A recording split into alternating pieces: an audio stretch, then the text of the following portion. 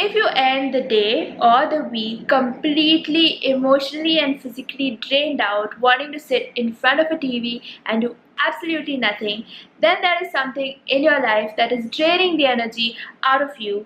And today we are going to talk about a few things that drain our energy, a few things that we might not really think about, that take away our energy from us and stop us from living the best life that we were meant to live. I know it's a little bit too much for sure. Hi guys, I'm Rhoda and welcome back to my channel. And as I said, today we'll be talking about a few things, actions, behaviors that cause our energy to be sucked right out of us and stop us from actually achieving our dreams and achieving our goals. Since there are a lot of these energy drains that are common to all of us, I thought I'll make a 3-part series talking about a few of the drains in each video, because if I do it in one video it will be too long. So today I'm going to talk about two P's that are energy drains in our life. First energy drain is procrastination. Procrastination is all of our best friend. We procrastinate because we feel we don't have the time, we are not motivated enough to do something immediately, we feel that the task that we have to do is not urgent enough. Now this might seem very normal and most of us will think that procrastination is just a bad habit, but what we do not know is procrastination actually drains us of our energy. The time between when we know we have to do something and the time it takes to actually do that thing, in that time frame, most of the time we are either thinking about the task we need to do, or because we're not doing it we are feeling guilt or embarrassment, and that emotion drains us of our energy. The whole process of procrastination takes up more of our energy and time than actually doing the task. If you don't believe me, think about a time when you finished all your tasks that you were supposed to do by a Friday and then decided to relax on a Saturday, versus the time when you didn't finish all your tasks on a Friday and still decided to relax on a Saturday. You will notice that even though in both instances you were relaxing on the Saturday where you had nothing else to think about, no pending things to worry about, you were much more relaxed and much more peaceful than on the Saturday when you had a lot of things pending and they were constantly on your mind. So it's very easy to say, in order to conserve our energy, we just need to not procrastinate. But I thought I would share with you a few tips that I have learned over the years that are actually helpful to stop us from procrastinating. So tip number 1 is, if it takes less than 10 minutes, do it now. Now you can take 5 minutes if you want, but I found for me 10 minutes works, because anything that's less than 10 minutes is easier to do immediately, whether it is putting something back in its place or filing something or making a quick phone call or sending a quick email. These are things that if we procrastinate, they kind of build up, because instead of one email you have 10 emails that you need to reply to, or instead of one phone call you have 10 phone calls to make, and those take up a bigger chunk of our time. And most of the time many of us don't have big chunks of time, we have smaller chunks of time because we have a lot of things going on in life, and when we don't have that big chunk of time we tend to procrastinate it even further, causing more of our energy to get drained. Tip number 2 is chip away at a task a little bit every day. Now as I said before, most of us don't have big chunks of time in a day. So whenever we have a big project or a big task that will take a lot of focused energy and will take probably 1 to 2 hours or even more than that, we tend to procrastinate it to a day when we have that much time to actually sit and do it. But what happens most of the time is we don't get that day when we can sit for 4 hours straight and focus on one thing, because there's a lot of things in our life that are competing for our time.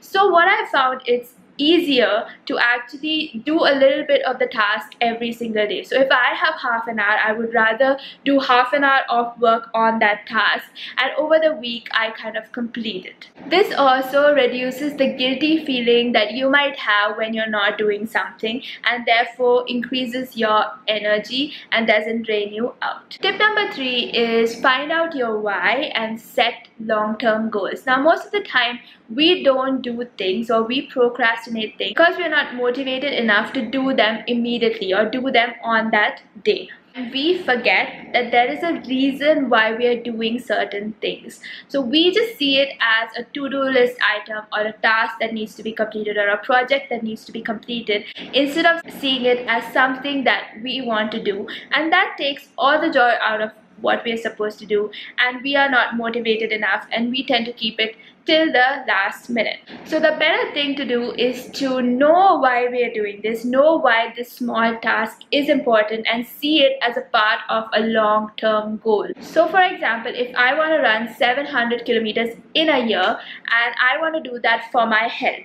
now I set that as a goal in the beginning of the year, and if I periodically view that goal, I will realize that the 5 kilometers that I need to run today needs to be done today, because it adds to the total kilometers I've run in the year and it adds to my health.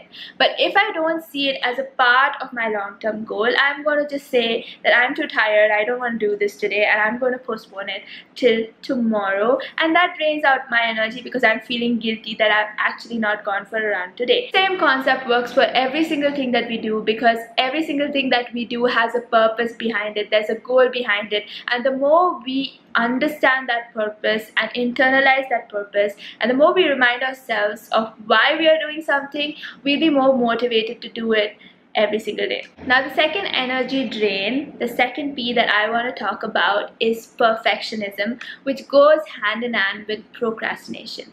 Most of the times we believe that this is the way things should be, and until we are able to perform at that level, we are not going to perform it at all, and we tend to procrastinate. Perfectionism is a goal that many of us have, and though it is a noble goal to have and it is good to be perfect in whatever we do not realize that our level of perfectionism and what we desire for our life actually drains energy from us. We set unattainable goals for ourselves, and if we are not able to reach it, or if we are not capable of reaching it in the moment, we postpone our action and we judge ourselves, and that takes out a lot of energy from our lives. This has become so common today that we don't even realize when it happens.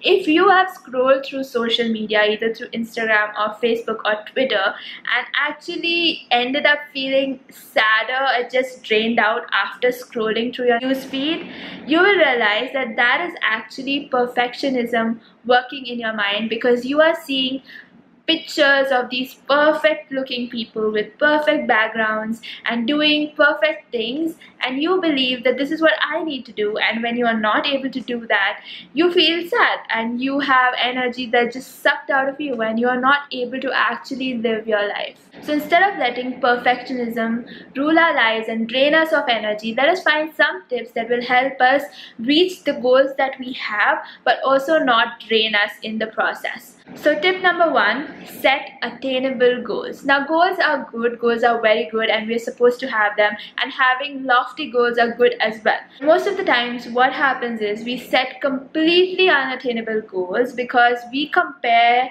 those goals to people around us. So if we find another 26-year-old doing something in their life, we set a goal saying that I also need to do this, and when we do that, we are not honest about our own capabilities, our own journey, our own path, and we are set on a path that we feel we should be on, and that sets us up for failure. Yes, it's good to stretch ourselves, but a beginner basketball player cannot become an NBA star in a year. It's just not possible.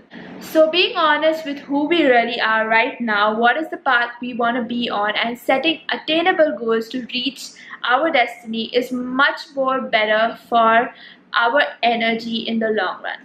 Tip number 2 is strive to be better, not perfect. Striving towards perfection is good, But we always are very extreme people. We believe that if we are starting here, we need to jump right over there in a matter of days, which is never ever possible. And when we are unable to do that, we feel disappointed, we feel sad, we feel deprived, and that drains a lot of our energy. We need to focus on beating ourselves in the game and becoming better than who we were yesterday, and slowly and steadily we can become the person we always wanted to be. The steady growth from who we are to perfection has to be step by step. As they say, there are no shortcuts to success, we have to take the stairs. So if we believe that we can jump from here to here, we are definitely setting ourselves up for disappointments, and we are draining ourselves of very valuable energy that we can actually use in achieving our dreams. Tip number 3, don't let perfectionism become an excuse. I am sure that all of you watching this video would have at one time or the other said to yourself that I'm not good enough, and stopped yourself from going after what you believe you should have been going after. Many of us believe that we need to be a certain person, we need to have a certain skill set, we need to look a certain way in order to do something that we have always dreamt of doing. And though it is true that we need to have some basic capabilities in order to do something, we cannot expect ourselves to be perfect before starting out. If we believe that everything needs to be perfect, everything needs to be in its place before we start doing something, we will never do anything. The best companies which are successful right now started without the perfect people, without the perfect infrastructure, without the perfect logo, without the perfect tagline. They just started because they were passionate about something and they just did it. Because of many of our own fears about failure, we often use perfectionism as an excuse, and it is high time we stop that. Things will never be exactly how we want them to be. We need to accept that and start doing what we wanted to do, start living the life we imagine for ourselves without waiting to have a certain ideal in front of us. If there is something that you want to do and have stopped yourself from doing it just because you feel you're not perfect enough, I would say just go for it. Learn, grow, develop. Over time you will become perfect, but waiting for the perfect is never going to end well. If you are sitting at home watching this video tired all the time, and you are actually tired of being tired, I believe that you need to take the time to reflect on your life and see if there is procrastination or perfectionism that is draining energy from your life slowly and steadily. I don't want to lead a mediocre life feeling tired all the time, feeling emotionally drained all the time, and I'm sure that is what you feel as well. Let's work together to get our energy level way up there, to do everything that we want to do and free up our mind so that we can live up to our fullest potential. I hope this video was helpful to you, and keep a lookout for the next videos in this series. There might be 2 of them, and thank you for watching this video. Please like it if you enjoyed this content, and subscribe to my channel for more videos every single week.